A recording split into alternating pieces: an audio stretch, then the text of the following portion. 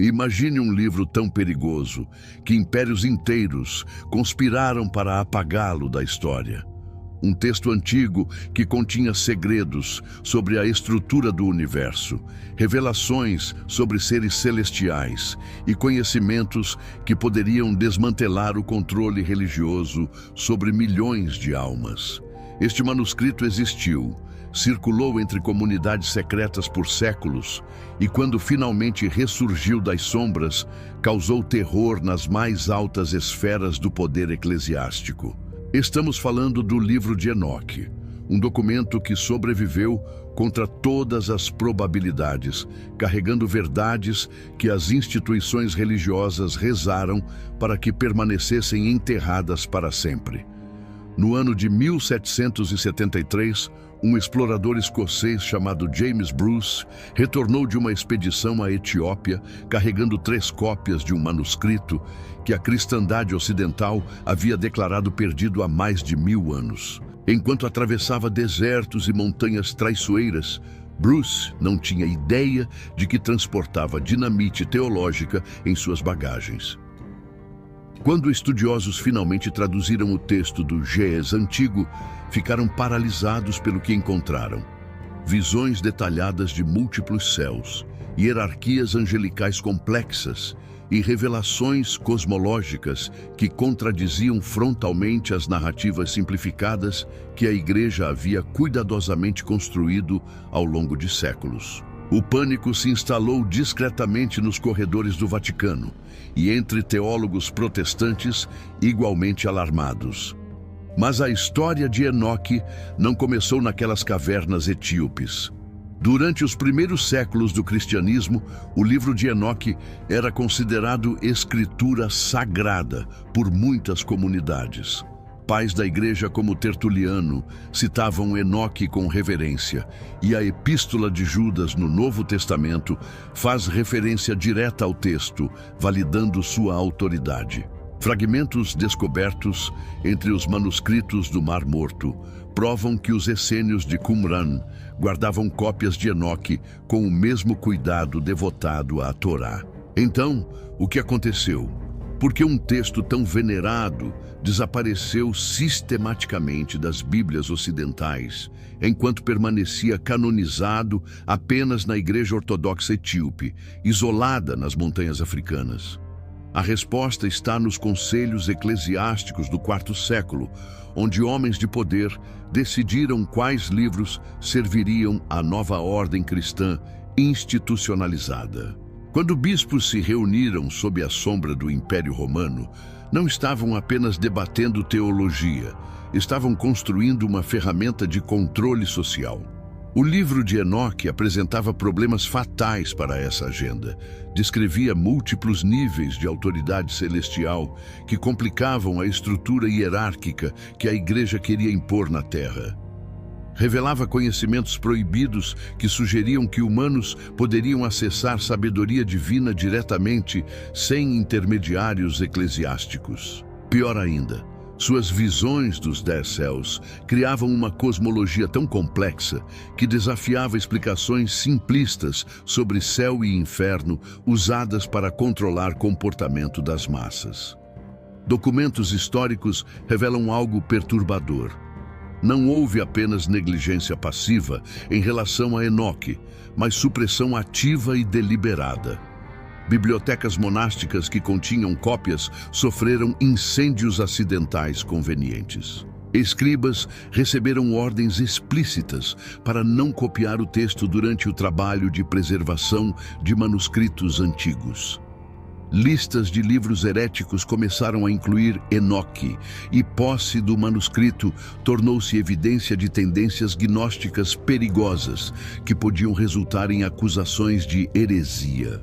Enquanto isso, nas montanhas isoladas da Etiópia, monges cristãos que nunca receberam esses memorandos de censura continuaram copiando e preservando Enoque como sempre fizeram, sem saber que eram os últimos guardiões de um segredo cósmico. O que torna a sobrevivência de Enoque ainda mais extraordinária é que não estamos falando de um texto obscuro ou marginal. Fragmentos em aramaico, grego e latim provam que versões circulavam amplamente no mundo antigo. Judeus do primeiro século conheciam Enoque. Cristãos primitivos o estudavam. Então, apagar algo tão disseminado exigiu esforço coordenado e sustentado ao longo de séculos.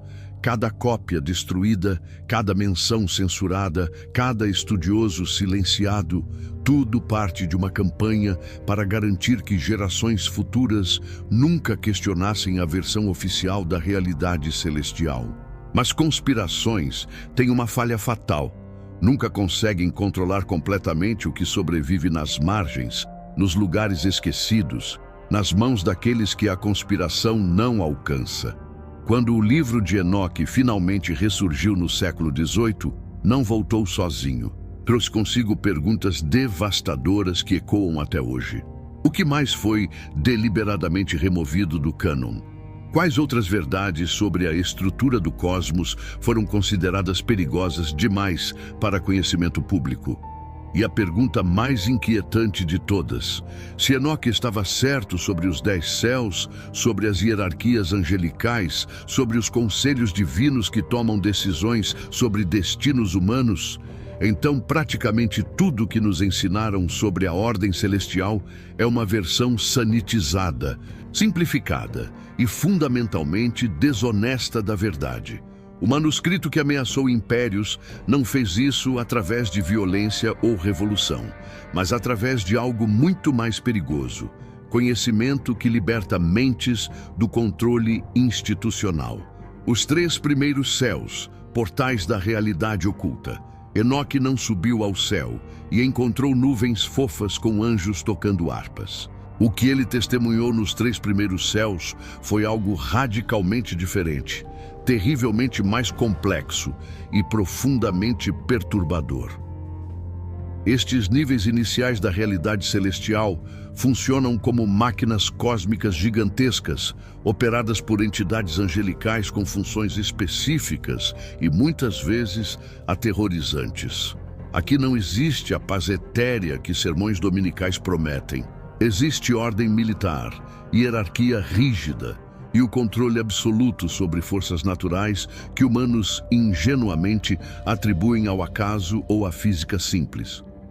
O primeiro céu, que Enoque descreve, é o firmamento, uma esfera cristalina, onde anjos guardiões controlam cada aspecto do clima terrestre como generais, comandando arsenais meteorológicos em uma guerra invisível.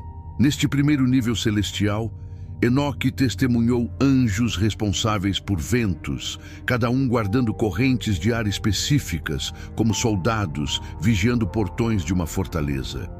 Não são metáforas poéticas.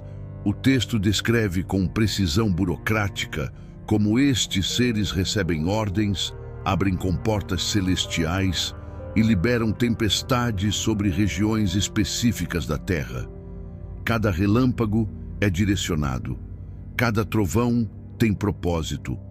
Cada tornado é enviado com intenção deliberada.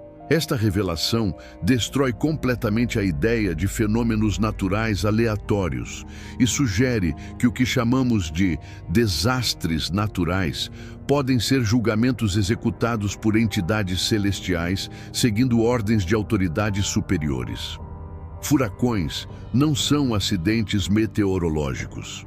São armas sendo disparadas de níveis de realidade que não conseguimos perceber.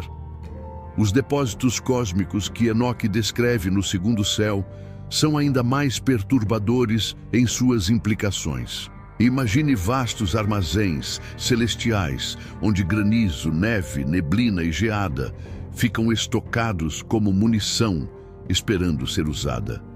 Anjos administradores mantêm inventários precisos destas substâncias, preparando-as para liberação em momentos específicos, segundo planos que transcendem compreensão humana. Não estamos falando de simples mudanças de temperatura causadas por pressão atmosférica. Estamos falando de recursos sendo gerenciados estrategicamente em uma escala cósmica.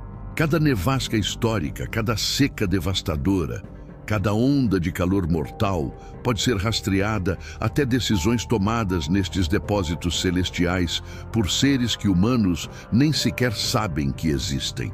Mas é no terceiro céu que as visões de Enoque se tornam verdadeiramente chocantes. Aqui ele descreve as prisões celestiais, onde anjos caídos aguardam julgamento final. Estas não são calabouços metafóricos. São locações reais em dimensões paralelas à nossa realidade, onde entidades que uma vez tiveram poder sobre aspectos da criação agora estão acorrentadas em escuridão. O texto especifica que 200 anjos rebeldes foram aprisionados neste nível, e suas correntes não são feitas de metal, mas de algo muito mais terrível: impossibilidade dimensional, locais onde a própria estrutura da realidade funciona como prisão inescapável. Enoque ouviu seus lamentos, testemunhou seu sofrimento e compreendeu que rebelião contra a ordem cósmica resulta em consequências que transcendem qualquer punição terrestre imaginável. O que torna essas prisões celestiais ainda mais inquietantes é quem está aprisionado ali. Estes são os vigilantes, anjos que desceram à terra, ensinaram conhecimentos proibidos à humanidade e corromperam a ordem natural através de união com mulheres humanas, gerando os Nefilim. A narrativa oficial religiosa simplifica esta história ou a ignora completamente, mas Enoque fornece detalhes precisos, nomes dos anjos caídos, conhecimentos específicos que cada um ensinou e as consequências catastróficas de humanos acessando sabedoria celestial prematuramente.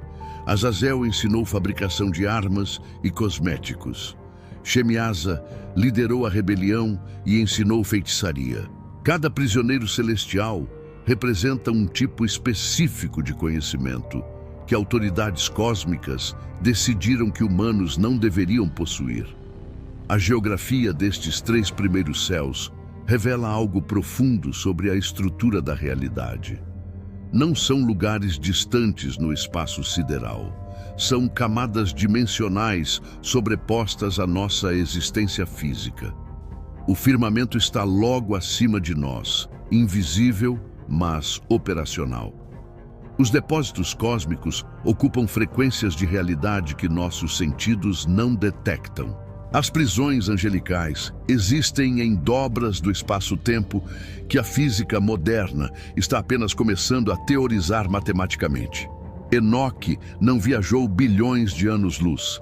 Ele foi elevado através de níveis de consciência e dimensão que coexistem com nossa realidade material. Esta cosmologia sugere que o céu não é um destino distante, mas uma série de realidades paralelas operando simultaneamente, todas influenciando eventos terrestres de maneiras que nunca suspeitamos. Por que estas visões específicas dos 3 primeiros céus foram consideradas tão perigosas? Porque destroem a narrativa de um universo simples, governado por uma divindade distante e desinteressada. Revelam uma realidade onde forças espirituais influenciam ativamente eventos físicos, onde conhecimento tem guardiões celestiais e onde a linha entre natural e sobrenatural é uma ilusão mantida pela nossa percepção limitada. Se tempestades são armas angelicais, se neve é munição estocada, se anjos rebeldes estão presos em dimensões adjacentes, aguardando libertação final, então, praticamente tudo que a ciência moderna explica como processos naturais mecânicos pode ter camadas de intencionalidade e propósito que nunca consideramos. Esta não é apenas teologia alternativa. É uma cosmovisão radicalmente diferente que questiona as próprias fundações de como entendemos realidade. Os céus intermediários, onde anjos conspiram atravessar os 3 primeiros céus, foi apenas o começo da jornada de Enoque. O que ele encontrou nos níveis intermediários, o 4º, 5º e 6º céus, revela uma verdade que teólogos convencionais evitam desesperadamente. O reino celestial não é uma monarquia simples com um trono único e obediência absoluta. É uma teia complexa de facções angelicais, hierarquias competindo por influência e conselhos secretos onde decisões sobre destinos planetários são debatidas, contestadas e, às vezes, desafiadas. Enoque testemunhou assembleias de seres luminosos discutindo estratégias, deliberando sobre intervenções terrestres e, sim, conspirando. A palavra conspiração carrega conotações negativas, mas é precisamente o termo correto. Planos secretos sendo formulados por grupos de entidades poderosas fora da percepção humana, afetando diretamente o curso da história.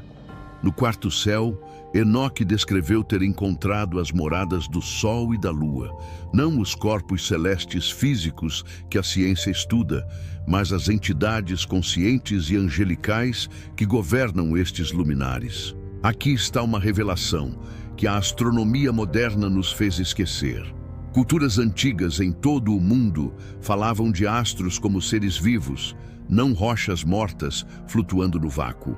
Enoque confirmou esta visão, descrevendo anjos solares e lunares com funções administrativas precisas, regulando ciclos de luz e escuridão, estações e climas, marés e colheitas.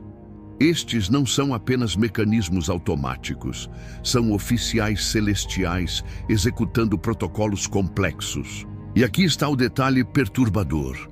Enoque observou que mesmo estes anjos de alto escalão reportavam a autoridades superiores, seguindo ordens que nem sempre compreendiam completamente. O quinto céu revelou algo ainda mais inquietante. Os Grigori, outra ordem de vigilantes distintos daqueles aprisionados no terceiro céu. Estes seres existem em uma zona moralmente ambígua, não completamente caídos, mas também não totalmente leais à ordem estabelecida. Enoque os descreveu como gigantes silenciosos com rostos melancólicos, recusando-se a louvar ou a adorar, simplesmente observando. Sua função? Vigiar a humanidade e reportar comportamentos, pensamentos e até mesmo intenções secretas aos conselhos superiores. Imagine viver sabendo que cada ação sua está sendo monitorada por inteligências angelicais que existem especificamente para observar e relatar. A paranoia de vigilância governamental é nada comparada à realidade de vigilância cósmica que Enoque revelou, operando constantemente desde dimensões invisíveis.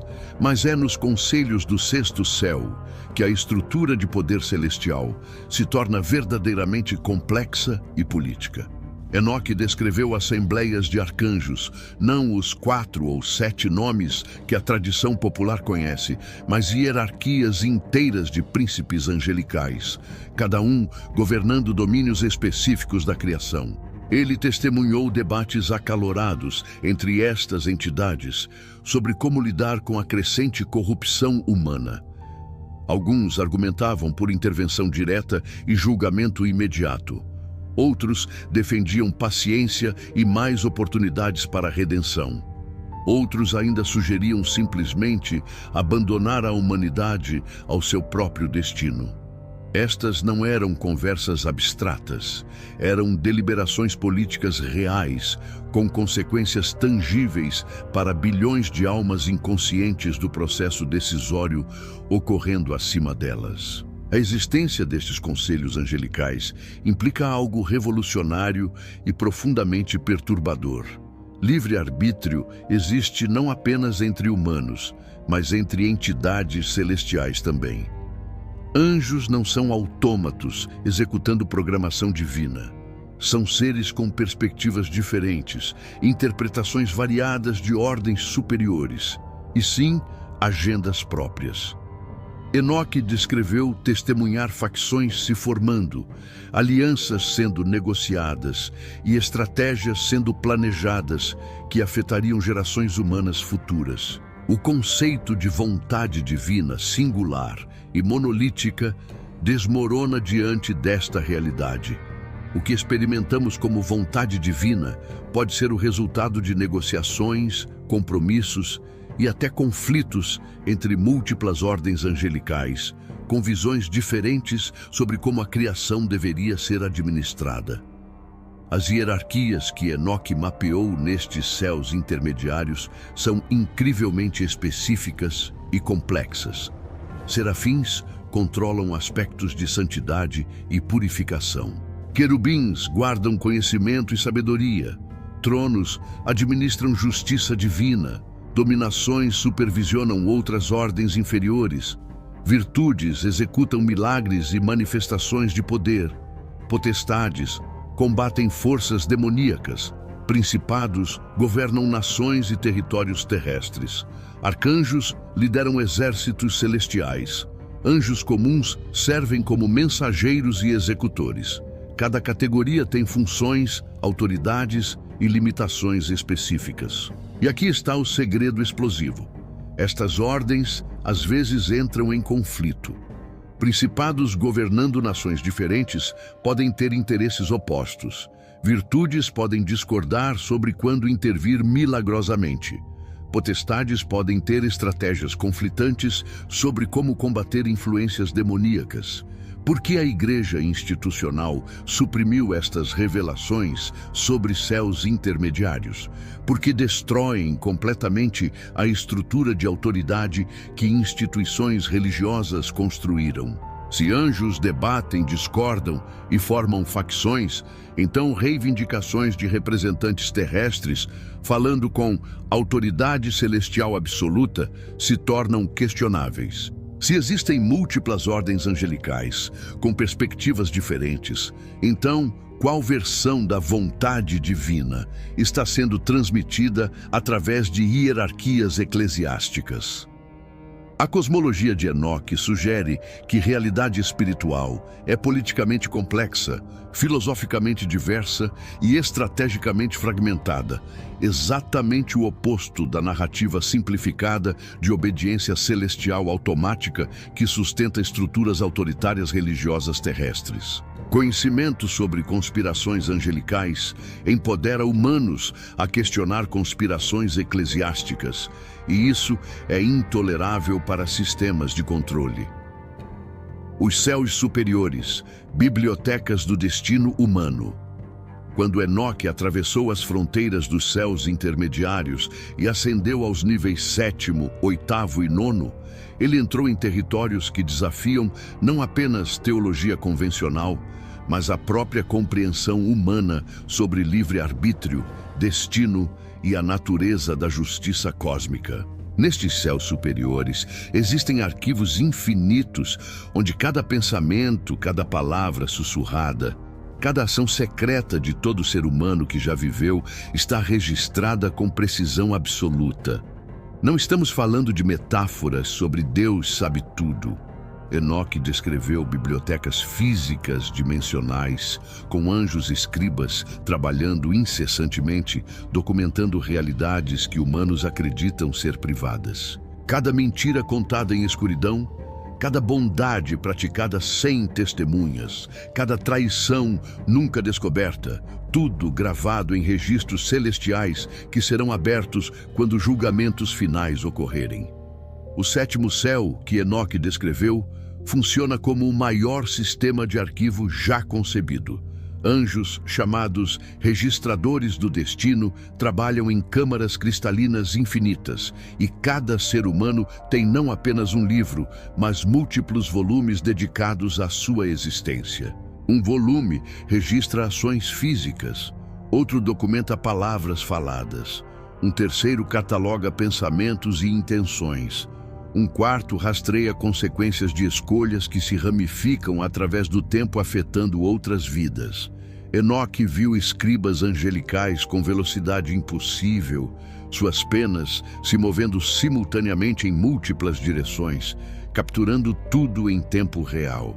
A tecnologia moderna de vigilância em massa é primitiva, comparada a este sistema de monitoramento cósmico que opera desde que a humanidade existe, registrando bilhões de vidas simultaneamente sem jamais perder um único detalhe. Mas aqui está a parte verdadeiramente aterrorizante que Enoque revelou. Estes registros não são apenas históricos, são preditivos também. Nos arquivos do oitavo céu, anjos trabalham com o que só podemos descrever como linhas temporais probabilísticas. Eles não apenas documentam o que aconteceu, mas mapeiam o que poderia acontecer baseado em escolhas que indivíduos ainda farão.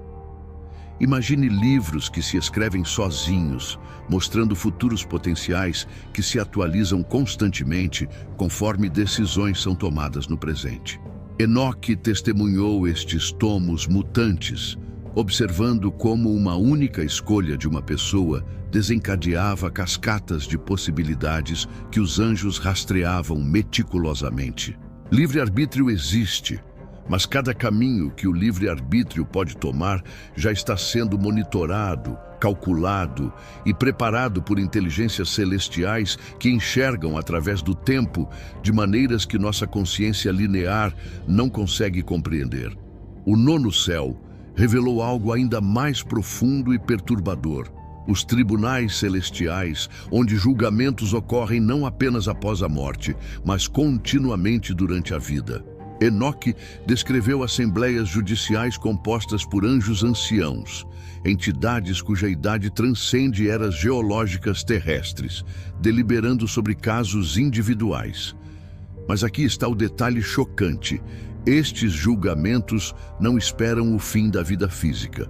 Enquanto você vive, respira e acredita que está construindo seu destino, sentenças preliminares já estão sendo pronunciadas nos tribunais do nono céu, baseadas em trajetórias detectadas nos seus registros. Destinos estão sendo preparados, recompensas estão sendo calculadas, punições estão sendo calibradas. Tudo acontecendo em dimensões paralelas, enquanto humanos inconscientes continuam suas rotinas, acreditando que o julgamento é um evento futuro distante. Os advogados defensores nestes tribunais celestiais não são figuras que teologia popular menciona. Enoque descreveu anjos da guarda não como protetores passivos, mas como advogados ativos, apresentando casos em defesa das almas sob sua responsabilidade. Eles argumentam usando os próprios registros celestiais, apontando momentos de bondade, evidências de arrependimento genuíno, circunstâncias atenuantes que contextualizam falhas morais. Mas há também promotores angelicais, acusadores cósmicos, que apresentam evidências de transgressões com precisão implacável. Cada vida humana é um caso legal em andamento nos tribunais do nono céu. Com anjos, batalham verbalmente sobre o valor e destino de almas que nem sabem que estão sendo julgadas enquanto ainda respiram. O conhecimento armazenado nestes céus superiores transcende qualquer biblioteca terrestre. Enoque descreveu câmaras contendo não apenas registros de ações humanas, mas os segredos fundamentais da própria criação. Fórmulas através das quais universos são construídos. Princípios pelos quais consciência emerge da matéria. Mecanismos exatos de como alma se conecta a corpo. Leis ocultas que governam manifestação de realidade a partir de potencialidade quântica. Este é o conhecimento que os vigilantes caídos roubaram e parcialmente revelaram à humanidade antiga, causando o caos que necessitou do dilúvio como reinicialização. Mas os arquivos completos permanecem guardados nestes céus superiores, protegidos por querubins armados com espadas de fogo dimensional que literalmente desintegram qualquer consciência não autorizada que tente acessá-los. Por que estas revelações sobre bibliotecas celestiais e tribunais contínuos foram suprimidas? Porque destroem completamente a narrativa de redenção simples que instituições religiosas vendem. Se julgamentos estão acontecendo agora, se registros capuram tudo, incluindo pensamentos secretos, se destinos estão sendo calculados baseados em trajetórias detectadas, então rituais religiosos superficiais Confissões convenientes e performances públicas de piedade são completamente inúteis. Não há como enganar sistemas de registro que capturam intenções verdadeiras. Não há como manipular tribunais onde advogados angelicais têm acesso a evidências completas. Esta cosmologia elimina intermediários humanos, reivindicando o poder de absolvição. Expõe hipocrisia religiosa como transparente aos olhos celestiais e sugere que salvação ou condenação são processos muito mais complexos, legais e baseados em evidências do que sermões simplistas jamais admitiram. O 10º céu, o segredo mais perigoso. Existe um motivo pelo qual escribas medievais tremiam ao copiar referências ao 10º céu, frequentemente omitindo seções inteiras ou substituindo descrições por frases vagas e sanitizadas. O que Enoque testemunhou neste nível final da realidade celestial foi tão radical, tão filosoficamente subversivo e tão teologicamente explosivo que autoridades religiosas compreenderam imediatamente. Se esta visão específica se tornasse conhecimento público, todo o edifício de controle doutrinário desmoronaria instantaneamente. O 10º céu não é simplesmente mais um nível na hierarquia cósmica.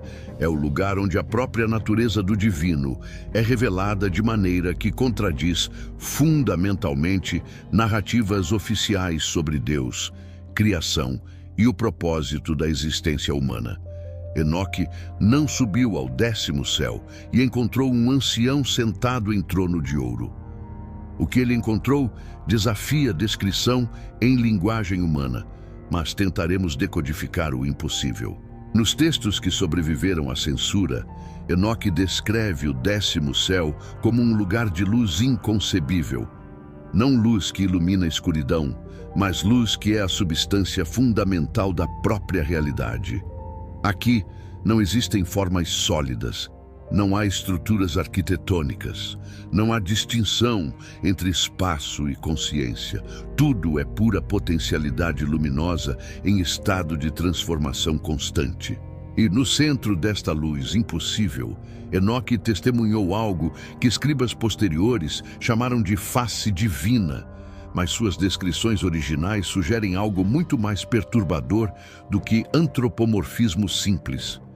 Ele descreveu ter visto múltiplas faces simultaneamente, infinitas perspectivas existindo como uma unidade, uma consciência tão vasta que continha todas as consciências possíveis, incluindo a dele próprio, naquele momento de observação. A revelação mais perigosa do 10º céu não foi sobre poder divino ou majestade cósmica, foi sobre a natureza da criação em si. Enoque compreendeu que o universo material não foi criado como projeto concluído, mas como experimento em andamento. Deus não é um arquiteto que finalizou construção e agora apenas observa. É uma consciência explorando possibilidades através de incontáveis formas de existência, incluindo a humanidade. Cada ser humano não é súdito de um império celestial, mas uma perspectiva única, através da qual o divino experimenta limitação, escolha, sofrimento, alegria e evolução. Esta cosmologia dissolve completamente a separação entre Criador e criação, sugerindo que o que chamamos de Deus e o que chamamos de humanidade são aspectos de um processo muito mais vasto e misterioso de consciência, explorando a si mesma através de fragmentação e eventual reunificação. Enoque testemunhou, no 10º céu, o que só pode ser descrito como planos criativos sendo formulados em tempo real. Não ordens sendo ditadas por autoridade tirânica, mas possibilidades sendo consideradas, experimentadas e implementadas por uma consciência que aprende através de suas próprias criações. Ele viu universos sendo imaginados e manifestados apenas para serem dissolvidos quando não produziam os resultados exploratórios desejados. Viu linhas temporais inteiras sendo testadas, descartadas ou preservadas baseadas em critérios que transcendem moralidade humana simples. O que chamamos de bem e mal são ferramentas experimentais neste laboratório cósmico, polaridades necessárias para gerar experiências através das quais consciência divina explora suas próprias capacidades infinitas através de formas finitas. A transformação que Enoque experimentou no 10º céu é raramente mencionada em textos editados, mas fragmentos sobreviventes revelam algo extraordinário. Ele foi transformado temporariamente em uma forma angelical, permitindo que compreendesse realidade através de percepção expandida. Sua consciência foi elevada além de limitações humanas, permitindo que visse padrões causais atravessando eras, compreendesse linguagens de luz através das quais anjos se comunicam e acessasse memórias cósmicas que incluíam o momento exato de sua própria criação antes do nascimento físico. Enoque descobriu que sua alma existia no 10º céu antes de descer à encarnação terrestre, que havia escolhido voluntariamente a experiência de limitação humana como parte de um processo evolutivo maior, e que retornaria eventualmente após extrair lições da existência material. Esta revelação sobre pré-existência das almas e escolha voluntária de encarnação é teologicamente devastadora para religiões baseadas em culpa original e salvação através de instituições. Se almas existiam antes de nascer, se escolheram suas experiências terrestres, se são fragmentos de consciência divina explorando limitação temporariamente, então, doutrinas de pecado herdado, condenação eterna e necessidade de intermediários sacerdotais para a reconciliação com Deus desmoronam completamente. Enoque testemunhou no 10º céu que o que religiões chamam de salvação não é escape de condenação merecida, mas simplesmente o retorno natural da consciência fragmentada à unidade cósmica após completar ciclos exploratórios através da matéria. Inferno não é punição eterna, mas processo de purificação através do qual consciências excessivamente identificadas com o ego material aprendem a liberar apegos antes de reintegração. O segredo mais perigoso do 10º céu não é sobre julgamento ou recompensa, é sobre a verdadeira identidade humana. Enoque compreendeu que humanos não são criações separadas de um Deus distante, mas extensões de consciência divina experimentando autodescoberta através de incontáveis perspectivas individuais. O propósito da existência não é obedecer regras para evitar punição, mas acumular experiências que enriqueçam o entendimento cósmico sobre possibilidade, criatividade, amor, sofrimento, escolha e transformação.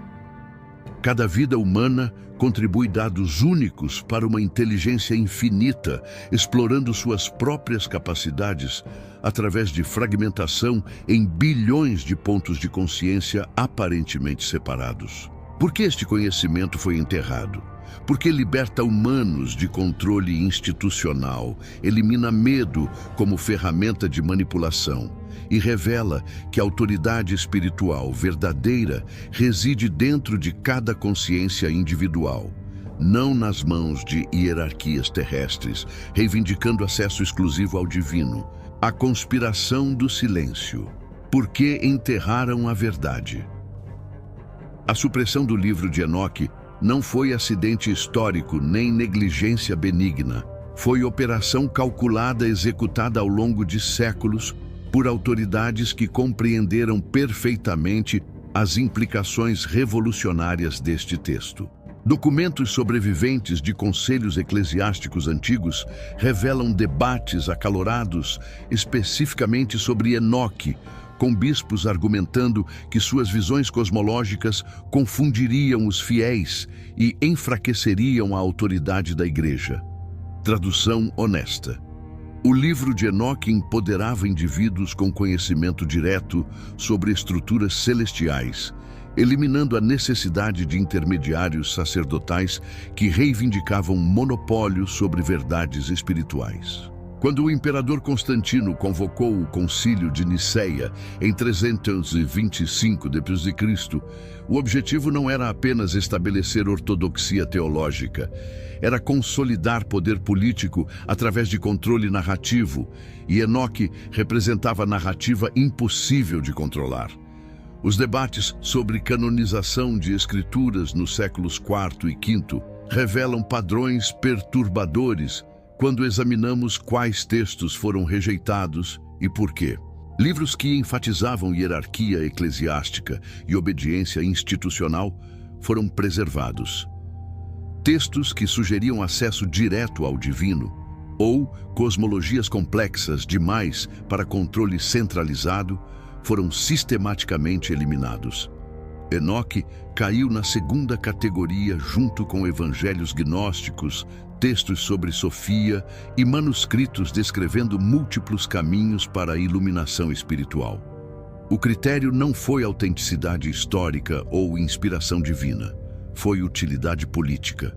Padres da igreja, como Jerônimo, argumentaram abertamente contra Enoque, não porque duvidavam de sua antiguidade ou influência nos tempos bíblicos, mas porque suas visões perturbavam a simplicidade da fé necessária para manter massas obedientes.